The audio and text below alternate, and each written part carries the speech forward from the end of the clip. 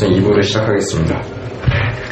2부 실제 요리에서는 우선 전적인 감상과 인상 깊었던 장면 나눠보고요.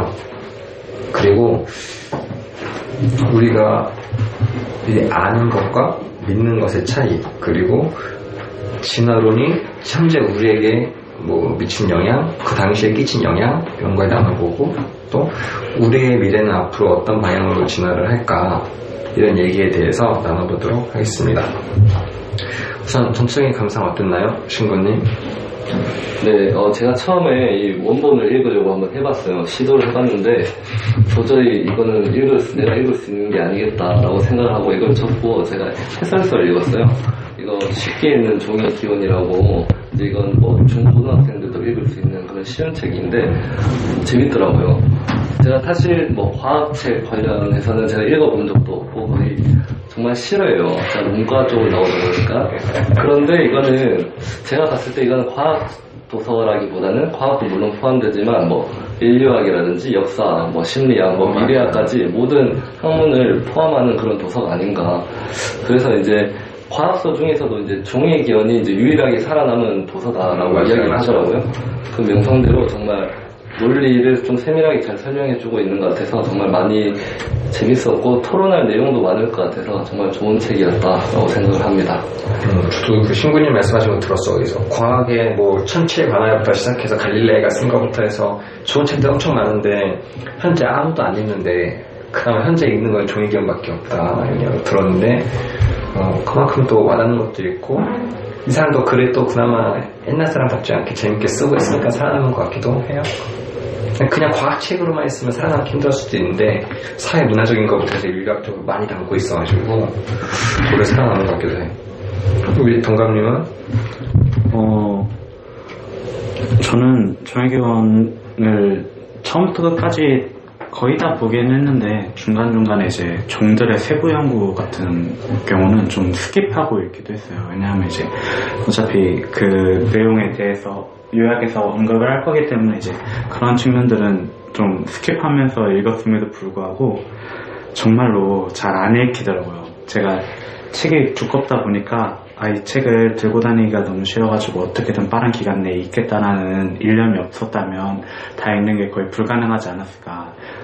사실 이 책을 읽는 것은 정말로 재미가 없고 전문 지식이 없기 때문에 더더욱 어렵고 처음에 진입장벽이 역시나 되게 높았던 것 같아요. 다윈이 쓰는 그런 용어들을 이해를 할 수가 없었기 때문에 그런 것들을 이제 인터넷을 찾아가면서 이제 봤는데 이제 그런 여러 가지 도구적인 이제 도움을 받고 나니까 이제 조금씩 읽히기 시작하더라고요. 그래도 한 달을 넘게 읽었는데 정말로 많이 어려웠던 것 같아요. 전체를 다 읽는 것은. 진화론을 공부하는 전문가들도 이 책은 정말 어렵고 재미없다라고 이야기를 하더라고요. 우선 저희 명작 레스토랑 컨셉도 마찬가지인데 이런 빡센 책들은 해설서나 이런 방송을 듣고 나서 이제 보다 보면은 어느 정도 버릴 거랑 가져갈 거를 조금 감이 오거든요. 그래서 저는 항상 이런 거 읽을 때 해설서 한두 번도 먼저 읽고 나서 이걸 좀 부딪혀요. 그래가지고 방송 듣는 사람들도 방송을 듣고 책을 보면 훨씬 더 나을 거라 생각을 하듯이 해설서를 먼저 보고 보니까 그나마 좀 이 사람이 약간 잡스러운 얘기를 하는구나 이런 거 쓱 볼 거랑 이 해설서에서 봤던 중요한 내용이 여기 나오네, 그거에 대한 근거네, 이렇게 잡아가면서 보면 조금 더 그래도 이해하기 쉬울 것 같습니다. 저도 신구님처럼 과학을 엄청 싫어하고 특히 생물은 고등학교 때 가봐둔 적도 있어요. 내가 떡잎식물 이런 거랑 이런 것들을 내가 외워야 되지 이런 생각도 들고 원래 점수에 포함되는 것도 아니고 해가지고 감아뒀던 기억도 있고 그런데 이 사람 책을 읽으면서 이 수많은 동물들과 식물들 또 이런 지질학적인 내용들을 보면서 약간 자연에 대한 경외 그리고 관심을 좀 갖게 된 것 같아서 힘들지만 그래도 나름 얻은 게 많았어요. 그래서 이런 방송이나 우리가 모임 같은 거 하지 않으면 접하지 않을 죽을 때까지 읽지 않았을지도 모를 그런 책을 실제로 접하게 돼서 또 의미가 깊었던 것 같습니다. 네, 맞아요. 저도 자연에 대해서 사실 생각도 안 하고 살잖아요. 우리가 살다 보면. 근데 이 자연이 정말 엄청난 오래됐고 정말 대단한 그런 생명체라고 해야 되나? 그렇게 보니까 다시 한번 자연을 보게 되더라고요. 우리 지구의 역사를. 그러면 구체적으로 이제 인상 깊었던 장면들 생각나는 거 간단히 말해볼까요? 동감님? 저 같은 경우는 이제 책의 가장 핵심적인 내용을 담고 있는 이제 사장을 좀 꼽고 싶은데, 사장의 제목은 자연선택 또는 적자생존이라는 것이었어요. 이게 아까도 말씀을 두 분께서 하셨듯이 이제 여태까지 살아남은 유일한 과학도서라고 평가받는 이유가 바로 사장이라고 저는 개인적으로 생각을 했어요.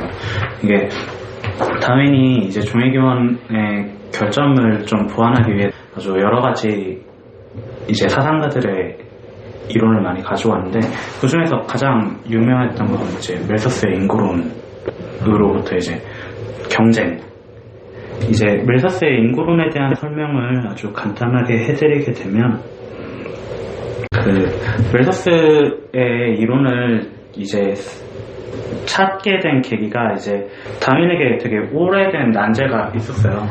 그게 뭐냐면 이제 순전히 자연적인 요인에 의해서 선택된 유형을 찾을 수 있느냐 없느냐, 자연 선택 이론을 주장하기 위해서는 반드시 그것들을 찾았어야만 했는데, 이제 그것들을 찾기 위한 근거가 되게 부족했어요. 근데 이제 그것을 이제 멜서스의 인구론을 통해서 이제 그것들을 보충하게 되는데, 인간사회의 치열한 그 생존 경쟁에서 이기고 그러한 환경에서 잘 적응한 사람만이 살아남는다라는 멜서스의 주장으로부터 이제 다윈은 자연 상태에 있어서 경쟁의 개념을 이제 도입을 하게 돼요. 그래서 이제 어떤 종에 분기된 여러 개체들이 이제 주어진 혹은 이제 변화된 환경에 이제 잘 적응을 한 생물들만 이제 존재한다라는 측면에서 이제 적자생존을 이제 설명을 했거든요. 이제 그런 측면에서 이제 그 적자생존이라는 개념이 독립적으로 튀어나와서 이제 윤리나 철학에도 영향을 미치면서 이제 종의기원이 아주 이 진화론적인 측면뿐만 아니라 여러 가지 사회 학문들에도 영향을 미쳤다라는 그런 내용을 담고 있는 부분이 사장이라서 가장 인상 깊었던 것 같습니다. 이 사람도 영향을 받기도 했지만 영향을 주기도 하고, 갖다 붙이기 되게 좋잖아요. 적응에 관한 거는 사실 누구나 인정하는 바니까. 저도 그 멜서스의 인구론이라는 책을 이제 살짝 봤는데, 약간 지금 생각하면 그 멜서스라는 사람은 엄청 사이코 같은 인물인 것 같아요. 약간 킹스맨. 네, 맞아요. 이제 인구가 폭발적으로 증가하는 데 비해서 식량은 정말 조금밖에 증가를 안 하기 때문에 인간을 전염병에 의해서 좀 죽이기도 해야 되고 그런 말을 하더라고요. 지금의 입장에서는 정말 말도 안 되는 소리인데, 이게 또 그 시대에서는 또 먹혔다는 게 정말 신기한. 설국열차 꼬리칸 제거하고 그런 맥락이죠. 그쵸. 인간은 기하급수적으로 증가하고 식량은 산술적으로 증가하기 때문에 이제 그 차액만큼의 인간을 다 제거해야지만 인류가 번성할 수 있다라고 하는 건 정말로. 그 제거 대상에 자기가 들 수도 있는데. 근데 보통 이런 인간의 특정 부분을 제거해야 된다, 수를 마치게 제거해야 된다고 이제 얘기를 하셨던 분들은 이제 보통 자기는 거기에 속하지 않으니까 그렇게 해야 된다라고 주장을 보통 하시더라고요. 그래가지고 이것도 완전 자연의 흐름을 따르는 거에 보면, 우리가 다시 의학기도 발달하고 뭐 해가지고 죽을 사람이 안 죽는 경우가 되게 많잖아요. 우리끼리 자동차 사고부터 우리끼리 죽이는 경우도 있지만, 자연적으로 봤을 때는 죽을 때가 됐는데 안 죽고 뭔가 좀 쌓이고 이러니까 식량 문제가 아니라 이산화탄소부터 해서 뭔가 할 때 계속 말이 나오잖아요. 인구가 계속 늘어나는 거에 대한. 그것도 정말 오래된 책인데 어떻게 인구론도 그렇고 종의기원도 그렇고 그런 난점이 다루어지고 있고, 현재도 킹스맨 설국열차 같은 식으로 계속 뭔가 소재가 되는 게 막상 그렇게 무시할 수만 없는, 멜서스 또라이라고만 넘어갈 수 없는 또 그 문제 같기도 해요. 이렇게 말하면 제가 또라이 같지만 어느 정도 약간 이론적으로 그 시대 상황에 따라서는 또 그 이론이 맞았을 수도 있다고 생각을 해요. 그쵸. 예전에 그 북모임에서 했었던 롤리타의 어떤 사상이 미래에는 어떻게 될지 모른다고 또 그런 의견도 있었기 때문에, 그때 의견이 이제 과거에 되게 안 좋게 바라봤던 것들이 이제 또 현재는 또 긍정적으로 받아들여지는 것도 있고 하니 뭐 그거의 변화는 좀 나중에 지켜봐야 할 것 같아요. 시대가 지나고 나서.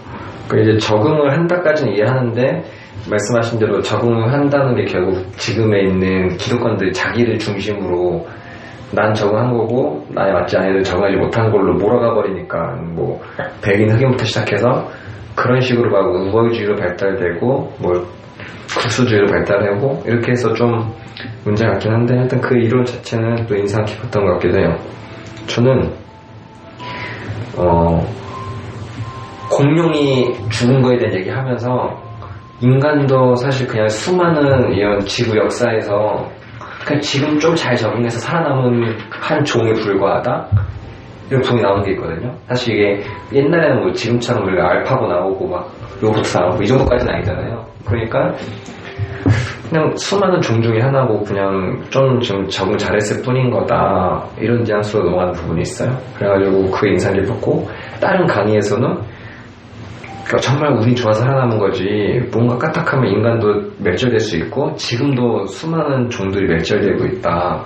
우리가 지금 숨 쉬는 순간에도 수많은 곤충과 식물들이 종의 통째로 없어지고 또 누구는 조금씩 성장해 가고 있다 했을 때 되게 섬뜩하더라고.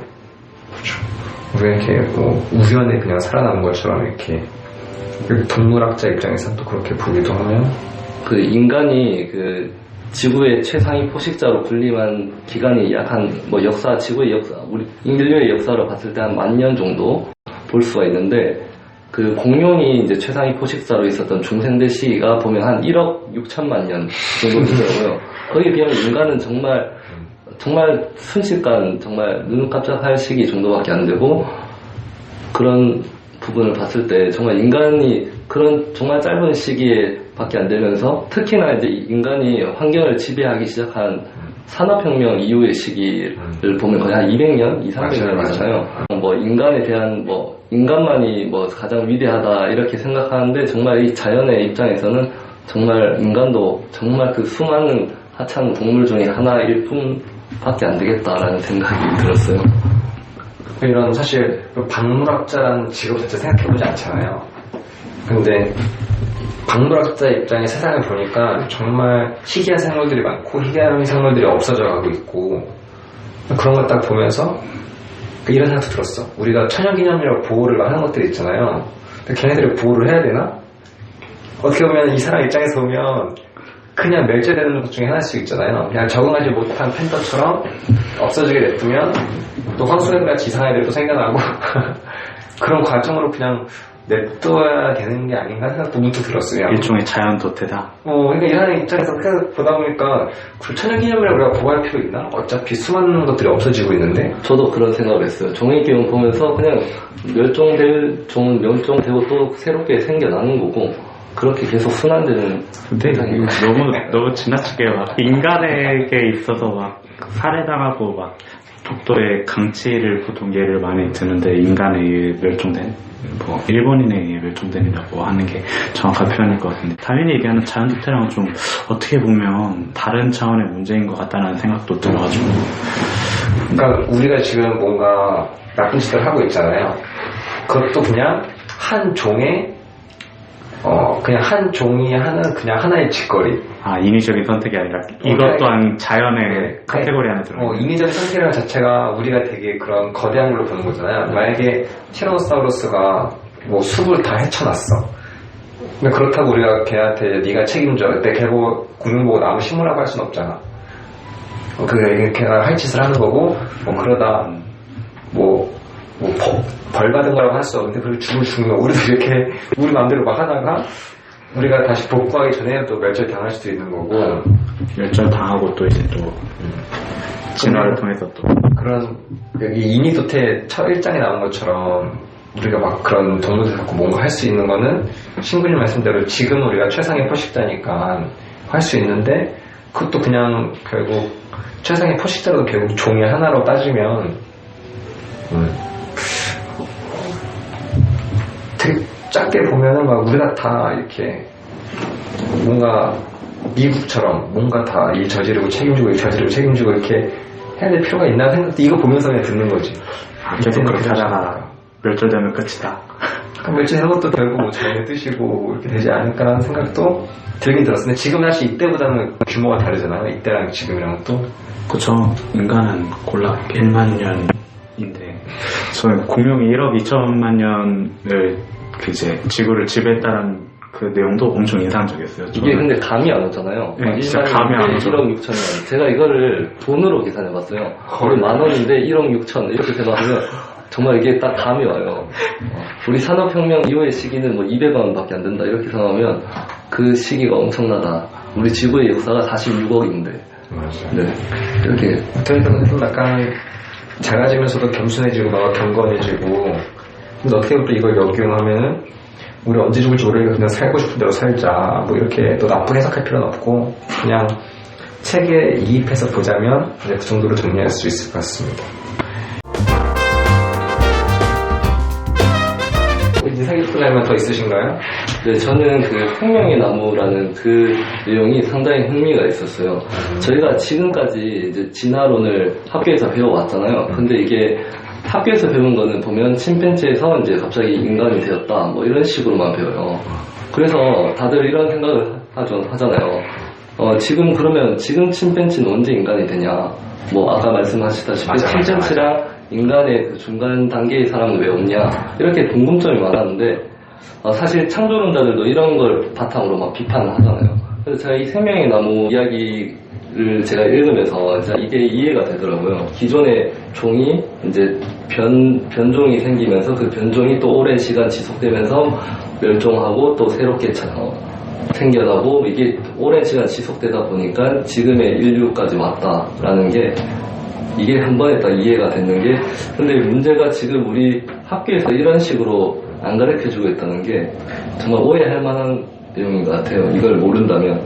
저도 신부님의 말에 동감을 하는 게 이제 보통 막 인간이 호모 사피엔스라고 하잖아요. 그래서 이제 오스트랄로피테쿠스부터 이제 점차 키가 커지면서 이제 그거에 관한 언급을 하는데 생명의 나무에 관한 언급을 이제 다윈의 위대한 업적이라고 평가하는 이유인 것처럼 저도 그 생명의 나무 최신 버전이 있잖아요. 이제 찾아보시면 쉽게 알 수 있겠지만 이제 약간 부채꼴 형태의 생명의 나무가 그 완전한 그 생명의 나무를 봤을 때 이렇게 본다면 진짜 다윈의 진화론에 대한 비난은 어느 정도 최초 원시종만 찾아낼 수 있다면 그 근원에 접근만 가능하다면 진화론은 거의 완전 무결한 학문이 되겠구나라는 생각도 들 정도로 생명의 나무를 보고 좀 저도 인상적이었어요. 그래 되게 단순하게 생각하는 게 그냥 막 종이기원 하면은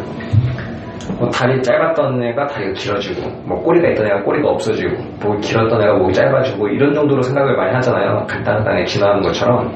사실 그거를 훨씬 뛰어넘는 근원부터 문제를 건드린 거잖아요. 그 다음에 나무는 되게 인상 깊은 거지. 아예 정말 중간에 가지치기라는 표현도 나오는데 하다가 멸절이네 가지치기인 거지. 하다가 이제 뭐 가지치기 하면서 점점 커지고. 그렇죠. 저는 이제 종의기원을 읽으면서 그 개념이 되게 인상적이었어요. 멸종? 이제 나눠지는데 지금 없는 것들은 다 멸종한 거다 라고 이제 표현을 하더라고. 다 자연도태가 된 거죠.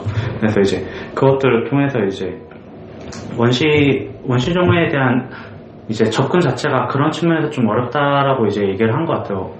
이제 없으니까. 예, 저희 바로 위도 이제 멸종을 했고 위도 멸종을 했기 때문에 그 근원을 찾기가 어렵지만 아마 우리가 지금 여태까지 진화할 수 있었던 거는 이제 원시종으로부터 이러한 과정이 있었기 때문에 진화할 수 있었다라는 것 정도밖에 못 밝히는 것 같아요. 그래서 이제 그 우리가 멸종된 우리의 바로 위에를 이제 증명할 수 없다는 측면이 이제 창조론자들이 진화론자들을 비난하는 가장 큰 단점인데 이거는 제가 봤을 때 창조론은 너무 과학적이지 않고 제가 생각해 개인적인 의견임을 다시 한번 말씀을 드리면 창조론은 그 진화론에 비해서는 약간 비과학적이라고 생각이 들기 때문에 창조론이 지배했던 전통 서구 사회의 그 패러다임을 어느 정도 무너뜨릴 수 있는 객관적인 대안이라는 측면에서 이제 진화론은 좋게 평가. 근데 우리 자문위원 중에 하나 조도덕이라고 있어요. 자주 나오는 분인데 독실한 계속 글신자거든요. 얘기하다가 진화론에 대해 얘기를 했어. 그래서 진화론 믿냐 했더니 언니 교회 다녀 이러는 거야. 그리고 다인도 교회 다녔어. 이런 얘기 하다가 왜 안 믿어? 그랬더니 야 지금 원숭이랑 너랑 그 원숭이가 너 되는 거야? 막 이런 식으로 얘기를 하는 거야. 이게 딱 나오는 얘기가 딱 그거거든. 내가 그때는 이걸 읽기 전이었어, 이 부분을. 그래가지고 반박을 할 수 없죠. 반박을 못하고 그냥 그러면 지구가 도는 거야, 태양이 도는 거야. 그거랑 비슷한 건데 그랬더니 다르지가 이렇게 얘기가 끝났어. 끝났는데 여기서 딱 나오는 얘기가 그거더라고. 지금 살아있는 것끼리 비교하는 게 아니라 지금 맺혀야 거랑 너랑 비교해야지. 그러니까 우리가 그 오스트랄로피테쿠스랑 우리랑 비교해서 이렇게 컸구나 하면 되는 거지. 원숭이 또 전 원숭이 같은 게 있고 그걸 비교하는 거지. 살아남은 사람들끼리 비교해가지고 중간이 뭐야 이러면 가지가 다르거든. 그렇죠. 가지가 다른 건데 비교해서 뭐가 있냐. 이 방송을 통해서 말씀을 드리겠습니다. 조도덕님한테 드리고 제가 돌연변이에 대해서, 다윈이 돌연변이에 대해서는 말을 못했잖아요. 이게 어떻게 변하는지. 근데 이제 지리적 병리 없이도 이제 개체 변이가 발생하는 게 돌연변이잖아요. 돌연변이가 발생 확률이 한 2,500만 분의 1이라고 하더라고요. 그래서 1000년에 한 번 정도 발생을 한다고. 1000년에 한 번이요? 네. 그 정도 발생하는데, 그것도 계속 이제 돌연변이가 잘 살아나는 것도 아니고, 그것도 멸종할 수도 있고. 그럼 몇만 년, 몇십만 년 중에 한 마리가 이렇게 또 그 변이가 좀 제대로 성장할 수 있는 건데, 사실 우리 지구의 역사 46억에 비하면 1000년, 만년도 사실 정말 짧은 시기이기 때문에, 맞아요. 그렇게 봤을 때는 이 변이라는 게 정말 신기하다. 어떻게 보면 좀 다른 얘기로 올라갈 수 있는데, 돌연변이는 정말 다윈이 진화론을 주장하면서 했던 얘기가 점진적인 변이가 이제 진화로 바라볼 수 있는 커다란 이제 변이가 이루어진다. 이제 작은 것들이 합쳐져 더 큰 변화가 된다라는 것들을 이제 정면으로 반박하는 게 이제 갑자기 이제 돌연변이가 나타나는 그런 것들이라서 그거에 대한 연구가 진행이 되고는 있다고는 알고 있는데 그게 현재의 진화론에서도 쉽게 밝혀내기가 어려운 것 같다는 얘기를 들었어요. 그래가지고 아마 그쪽은 좀 개척하기 힘든 난관이지 않나. 우리 다음 이적 유전자 할 때 이 변이가 돌연변이 유전자가 갑자기 밖에 딱 들어가고 그게 어떤 반응을 일으키면서 변한다고 하니까 이적 유전자 때 저번에도 모임 했었지만 이번 방송 때 한 번 더 하면서 나눠보면 좋을 것 같아요. 이거 아예 개체부터 시작하니까 사실 이때 기술로는 유전자까지 가지도 못했고 이러니까. 근데 돌연변이는 정말 돌연변이가 자리 잡으면 돌연변이가 아닌 거잖아요. 그러니까 여기서도 나온 게 변종이랑 원래 종이랑 구분하는 게 학자들마다 다르다. 그걸 딱 꼬집으면서 하는 말이, 그러니까 변종인지 그냥 원래 종인지 구별하는 자체가 결국 인위적인 거기 때문에 자체가 정확하지가 않고, 결국 또 변종이었다가 또 그 자리 잡으면 원래 종이 되고, 원래 종이 멸절해버리면 이제 걔가 정식으로 자리 잡는 거니까 그 자체가 되게 주관적이다 얘기했어요. 그래서 요즘 엑스맨이나 이런 거 보면 다 돌연변이 나오잖아요. 돌연변이 잘 짚어주신 것 같아요. 더 있나요? 바로 다음 토론거리 넘어가도록 하겠습니다.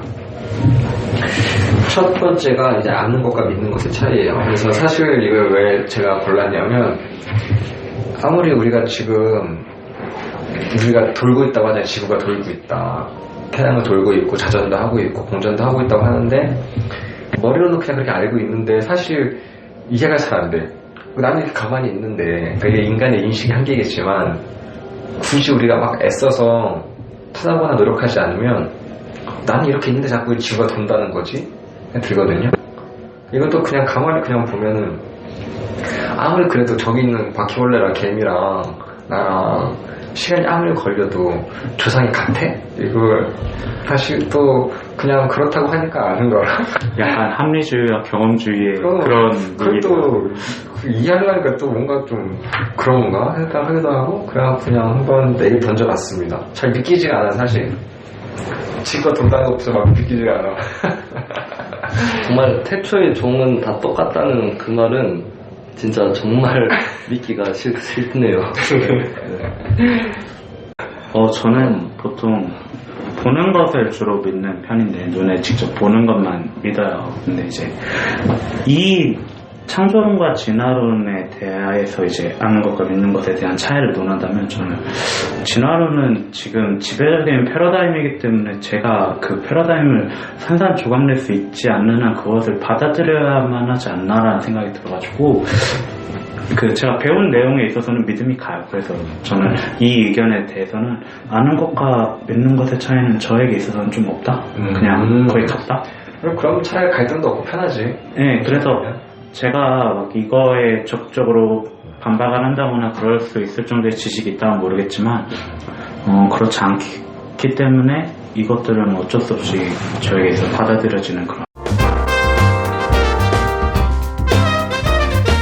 이 생각도 들었어. 그러니까 생명의 나무 딱 하니까 지구는 생명의 나무로 설명을 한다고 해. 그럼 우리는 사실 외계인의 존재를 지금 믿고 있잖아요. 뭐 우주가 또 다른 우주가 있다부터 해서 우리가 살 수 있는 행성이 있을 거다라고 하는데 그럼 외계에 가면 또 외계에서 또 생명의 나무가 있어야 될 거 아니에요. 최초의 종이. 외계 전체를 포괄하는. 그러니까 우리 지구에 생명의 이름이 있다고 했는데 만약에 화성 같은 또 살 수 있는 지구가 외계에 있다면 걔도 그럼 또 다른 생명의 나무가 있는 건가? 그거는 행성마다 생명의 나무가 행성마다 있는 건가?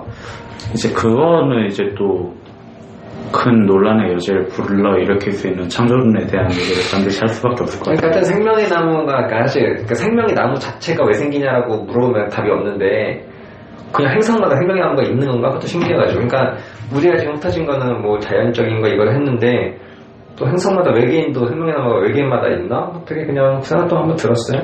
이제 또 그거는 또 천체과학 쪽으로 넘어가면 이제 행성과 항성의 차이는 이제 항성이 이제 빛을 내는 그런 것들이잖아요. 그래서 이제 그런 것들이 이제 형성되는 원인이 이제 보통 가스들이 모여서 이제 고체로 변환하고 그런 것들을 설명하는 거 보면 이제 그 행성이 생기고 나서 이제 생명의 나무가 있을 수도 있다고 저는 생각을 해요. 그 각자 행성에 맞는 생명의 나무를 자란 나무들이 또 씨앗이 생기고 이제 원시 우주라고 이제 표현되는 그 우주는 이제 아무것도 없는 그런 상태였다라고 이제 천체과학자들이 얘기를 보통 하는데 이제 그런 거에서 이제 특정 물질들이 융합되고 혼합되고 이제 섞이면서 어떤 이제 항성계 은하를 이루면서 이제 그것들이 이제 점차 팽창하면서 이제 뻗어나가잖아요. 그래서 이제 그것도 어떻게 보면 우주의 생명의 나무라고 볼 수 있지 않을까. 맞아요. 더 나아가면 우주 자체가 이제 하나의 움직이고 있다고. 그 자체가 원시종이다. 그렇게 따지면 또 빅뱅부터 시작하면 또 그것도 하나의 생명의 나무의 씨앗이고. 이 생명 자체가 사실 이거 지구인의 관점에서 보니까 이게 생명이지 그쪽에 뭐 외계인이 있다고 하면 그 외계에서 입장에서 보면 이게 생물이 아닌 뭐 다른 우리가 전혀 상상도 못할 뭐 어떤 그런 존재로 이렇게 되어 있을 수도 있겠다라는 생각을 하거든요. 그렇죠. 뭐 진짜 기술이 발전을 하면 인간의 나약한 육체를 벗어던지고 강철로 된 육체를 입는다라는 뭐 그런 SF적인 소설도 있는 거죠. 맞아 SF. 우리 인간은 항상 인간의 입장에서 우리가 볼 수 있는 관점에서 보기 때문에 우주에서 이렇게 저 멀리에 어떤 우리가 생명체라고 하는데 그쪽만에 뭐 어떤 새로운 뭔가가 있을 것 같다는 생각을 해요. 우리가 엄청 이야기가 흐르는데 다음은 이제 진화론이 현재 우리한테 끼치는 영향, 뭐 그 당시에 그때 끼쳤던 영향부터 해서 간단히 진화론의 영향에 대해서 얘기를 좀 해볼까 합니다. 우선 먼저 말씀드릴게 창조론과 진화론에 대한 논쟁은 다음에 우리 도키스 때 이적 유전자 할 때 그때 더 깊이 다뤄보기로 하고 도키스가 선두주자니까 지금 그거는 이제 패스하고 이제 끼친 영향이 뭐가 있을까 얘기를 나눠볼까요? 저는 일단 과거에 미친 영향을 좀 얘기를 드려볼게요. 네. 진화론은 이제 코페르니쿠스의 지동설과 같이 이제 전통적인 서구 사상에 정말 큰 영향을 미친 이론이거든요. 이제 그 전통적인 서구 사상이라고 하면 이제 인간 중심적 그리고 좀 더 나아가서 신 중심적 사고가 지배했던 이제 사상이라고 간단하게 표현을 할 수가 있을 텐데 이제 코페르니쿠스 이전에는 이제 지구와 세상의 중심에는 이제 천동설을 바탕으로 이제 인간이 조물주로부터 만물의 영장으로서의 권리를 유일하게 인정받았기 때문에 특별한 존재다. 근데 이제 코페르니쿠스가 이제 실제로 지구가 돈다라는 걸 얘기를 했기 때문에 이제 조물주의 위상이 조금 깎여져 나갔죠. 근데 이거는 그 그리스도에 한해서 얘기하는 게 아니라 그 창조론에서 얘기하는 조물주를 뜻하는 거니 오해는 없으셨으면 좋겠습니다. 근데 이제 그럼에도 불구하고 전통적인 서구 사상은 무너지지 않았거든요. 인간 중심적인 사고가 이제 인간은 자연의 여러 종들과 다르게 특별하고 선택된 존재다라는 그런 사상이 아직 남아 있었기 때문에 휴머니즘이나 인간 중심적인 사고를 바탕으로 이제 계속 문화가 꽃피우게 되었는데 이제 진화론 다윈의 진화론이 나오면서 이제 그 근본적인 사상 자체가 이제 무너지게 된 계기가 된 거죠. 왜냐하면 인간은 다양한 종들 중에 하나일 뿐이다.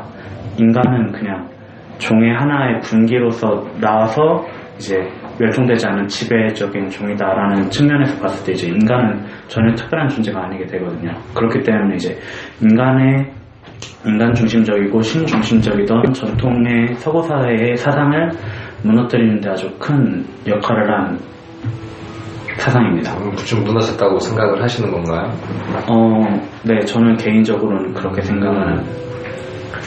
신부님은? 저는 이 진화론이 인류의 지금 현재와 앞으로의 미래를 많이 바꿔 놓을 것이라고 생각을 해요. 우선 이 진화론이란 그 진화론이 있었기 때문에 우선 유전학이 발달하지 않았을까. 진화론을 연구하다 보니까 그 다윈이 못 밝혀낸 걸 그 후대 과학자들이 밝혀내다 보니까 그 유전학을 알게 되었고 유전공학이 발달을 했고 이제 앞으로는 이 유전학을 통해서 뭐 좋은 점도 있고 나쁜 점도 있겠지만 좋은 점은 뭐 의료 분야에 대해서 앞으로는 유전학이 더 발달되면 이것도 거의 기술적으로는 거의 완성이 됐대요. 이제 실용 단계만 아직 못 갔을 뿐이지 그런 유전공학이 발달되면 앞으로는 뭐 병이라는 자체가 없어질 수도 있다라는 이야기를 하더라고요. 그렇게 앞으로 우리 인간의 생활을 바꿔놓는 그 기초가 된 게 진화론이 아닌가라는 생각을 해봅니다. 맞아요. 그 생각 틀을 자체 바꿔버렸잖아요. 패러다임 전환당이 다 그런 것 같은데 그냥 사실 다 신이 만들어줬어 이러면 우리가 뭐 의문을 가질 필요가 없잖아. 근데 다 신이 만들어준 게 아니라 뭔가 과정을 거쳤어. 그러면 그 과정이 뭘까? 이런 의문을 갖게 되면서 그러니까 조사하려는 마음이 아예 들게 돼버린 거지. 그러니까 우리 신부님 말씀하신 것처럼 물꼬를 터준 거죠. 이 사람이 사실 지금처럼 유전공학을 발달시키는 걸 직접적인 말이 아니지만 그런 쪽에 관심을 갖게 해준 것 자체가 어마어마한 거잖아요. 그래 이게 다 딱 눈 뜨고 나서 한 번에 바뀐 게 아니야. 그러면 이제 하나하나 알아볼까? 과정이 되게 큰 것 같아요. 딱 눈을 뜨게 해준 거. 동감님 더 말씀하실 거 있나요? 아까 과거에 영향을 미친 얘기를 했으니 지금은 현대에 미친 영향을 이제 얘기 안 하셨던 부분에 대해서 잠깐 하면 아까 얘기를 간단하게 하긴 했어요. 간단하게 하긴 했는데 적자생존이라는 개념을 이제 다윈이 의도하지 않은 측면에서 이제 보통 많이 쓰더라고요. 이제 스펜서? 네, 그래서 이제 그런 측면에서 이제 여러 가지 학문으로서의 그 문화 가능성에 대한 언급을 좀 하고 싶어요. 이제 진화론이 그냥 생물을 다루는 학문이 아니라 나아가서 윤리나 사회에 지배하는 그런 사회를 지배하는 철학과도 같은 그런 학문적인 이제 맞아. 확장성을 갖는 과학으로 안 보고 사회학이나 아까 말한 뭐 가치 이런 뭐 종교학 이쪽으로까지 퍼지니까 그냥 갖다붙이기 좋은 내용이죠. 약간 일반적인 내용이니까 볼 수 있는 것 같아. 그리고 마지막으로 우리 인류의 미래는 어떤 방향으로 진화할까 한번 나눠볼까요? 어차피 진화론 자체가 진화를 하고 있다는 거잖아요.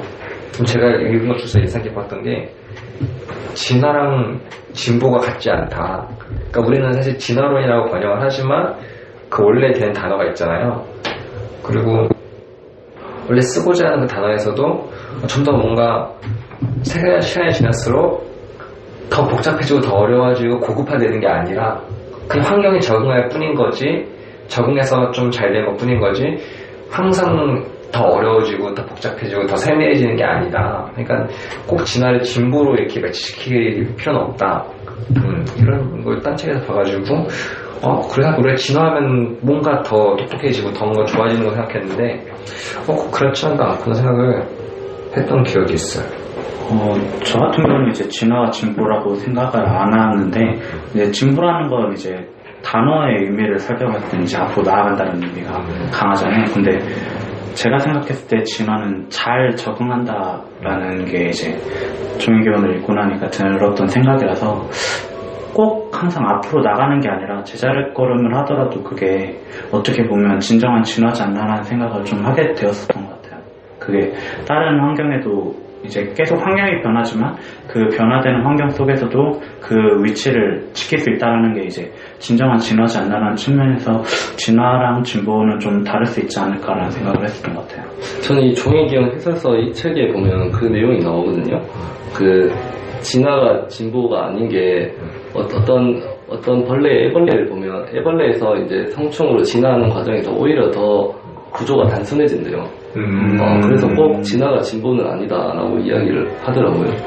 사실 우리가 뭐 심플이즈 베스트 이런 말 하잖아. 디자인적이거나 많이. 그랬을 때 눈같이 꼭 복잡한 게 최고로 잘 돼가지고 꼭 한 게 아니라 그냥 필요성에 대해서 그런 거고, 여기 책에 나오는 것 중에서도 결국 되게 효율성을 따지면서 줄이는 과정이라고 그러더라고. 안 쓰는 걸 없애는 과정. 그냥 기본적으로 얘는 안 쓰는 걸 없애는 게 기본이지 뭔가 더 만드는 게 기본이 아니다. 이 자연도태가 그런 얘기하는 게 되게 인상 깊었어요.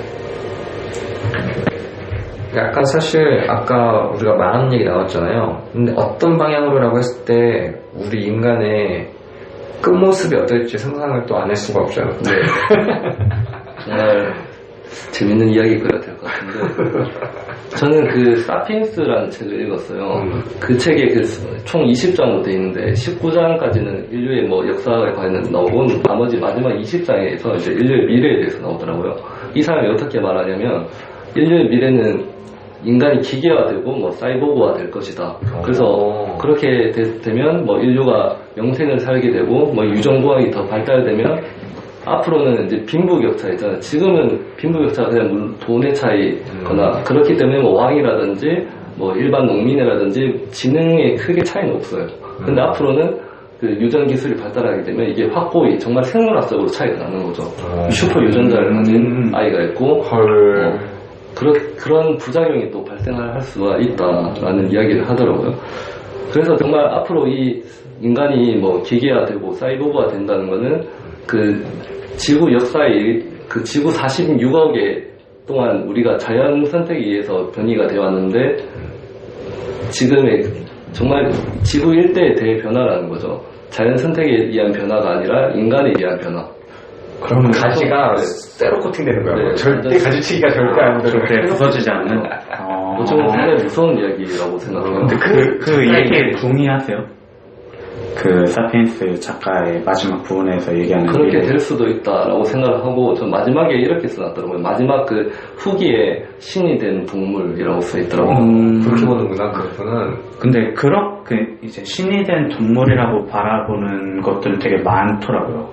이제 결국에 인간이 수명이라는 것을 한계를 뛰어넘어서 신이 될 것이다라는 미래를 그런 식으로 바라보는 분들이 되게 많더라고요. 근데 이제 뭐 아주 여러 가지 형태의 미래를 바라보시더라고요. 근데 저는 여러 가지 기술 진보 내용에 대해서 정확하게 모르기 때문에 그냥 추상적으로 뭐 인공지능이 발달해서 이제 뭐 신체 특정 부분들을 이제 대체하고 그럼으로써 영생을 얻을 수 있을 것이다라는 미래보다는 그 과정 속에서 인간이 지금도 급변하는 지구의 환경 속에서 과연 살아남을 수 있을까라는 의문이 조금씩 많이 들고 지진?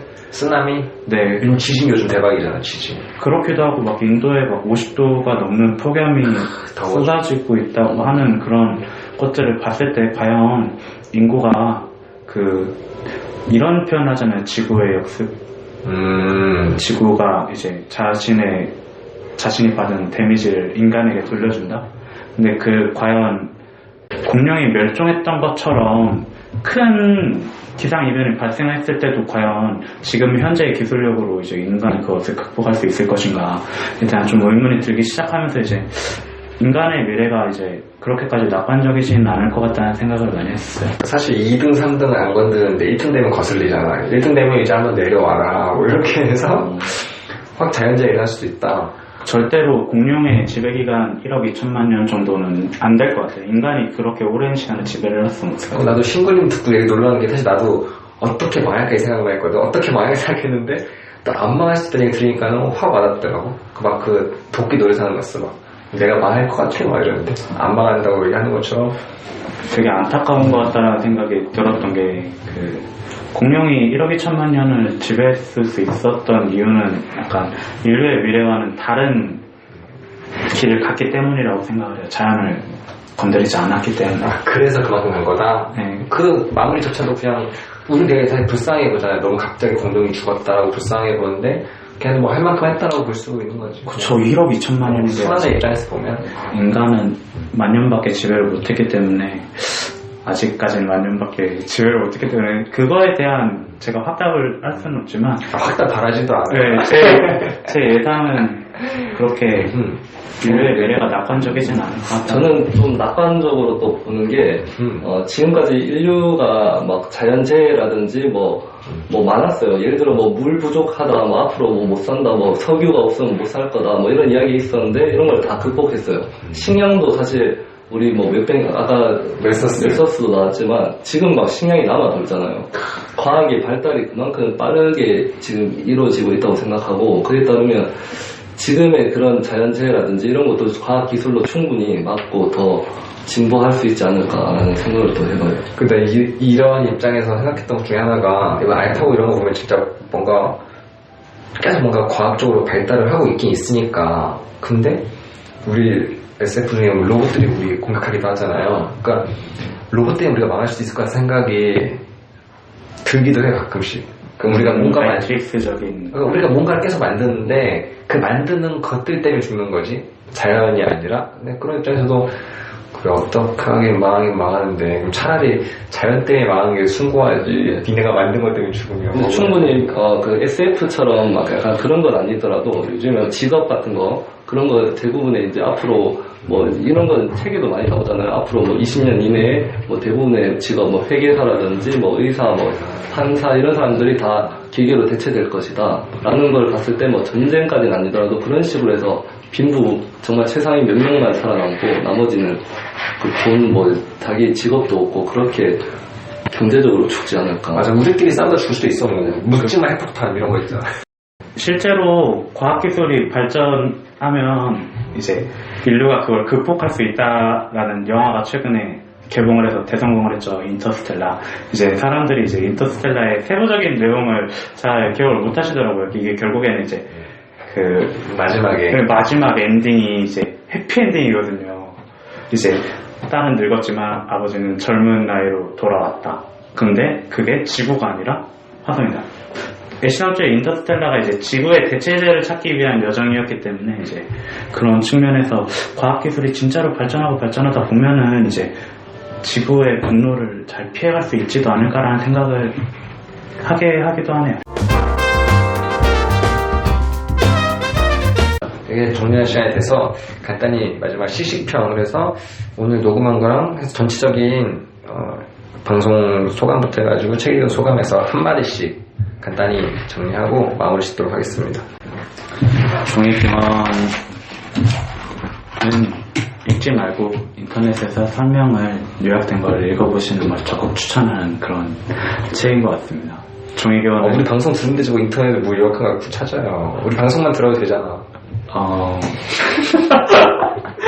물론 방송만 들어도 충분히 그 살아감에 있어서 그런 기초 지식은 될 수 있겠지만 만약에 진화론에 대해서 좀 더 깊은 관심과 그런 것들이 생기신다면 종이건을 읽지 말고 오히려 해설서나 아니면 인터넷에서 백과사전 같은 걸 찾아보시는 게 훨씬 더 진화론에 대해서 잘 이해할 수 있지 않나라는 생각이 들면서 종이기원은 정말로 재미가 없었습니다. 알겠습니다. 오늘 신부님 제가 종이기원 이 책 전체의 내용을 한 문장으로 요약하자면 적었는데, 종은 따로따로 창조되는 것이 아니라 다른 종으로부터 분화되어 나타난다.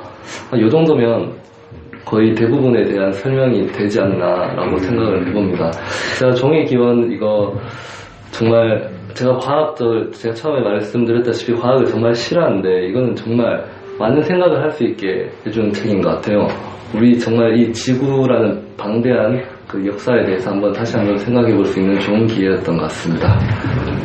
좋은 말씀이고요. 저도 사실 이거 네이버 열린연단에 교수님이 종이기원에 대해서 얘기한 거 있는데, 그런 거 같이 해설서나 꼭 종이기원 외에 그 다윈이 쓴 많은 책들이 있거든요. 사실 다 연결이 되어 있는 것들이 많아서 다윈의 전체적인 내용을 다룬 해설서 같은 거 보는 걸 가장 추천하는 것 같아요. 두 분 말씀대로 또 이 두꺼운 거 원본을 굳이 볼 필요는 없는 것 같아요. 우리 방송 듣고 해설서 보면 어느 정도 이해하신 것 같습니다. 그리고 뭐 추가적으로 덧붙이면 그 네이버 열린연단의 그 장대익 교수님의 강의가 정말 좋았던 것 같아요. 진화론을 이해함에 있어서 되게 좋았던 강의 같아서 또 혹시나 추가적인 관심이 생기신다면 찾아보시면 좋을 것 같습니다. 저도 그걸 읽고 나서 다윈의 식탁이라는 책을 또 읽었어요. 그거는 이제 현재까지 이어지는 진화론자들의 토론거리를 다룬 건데, 우선 전에 이색유전자를 봤었는데 이해가 안 되는 부분들이 이 종이기원을 보면서 이해가 됐어요. 그래서 전 종이기원을 하고 다음으로 이색유전자를 하고 이런 식으로 차차히 진화론을 밟아가면 이해가 더 잘 되지 않을까. 그래서 방송만 들으면 여러분도 다 진화론자를 이해할 수 있다. 이 정도로 한마디를 마무리 지으려고 합니다.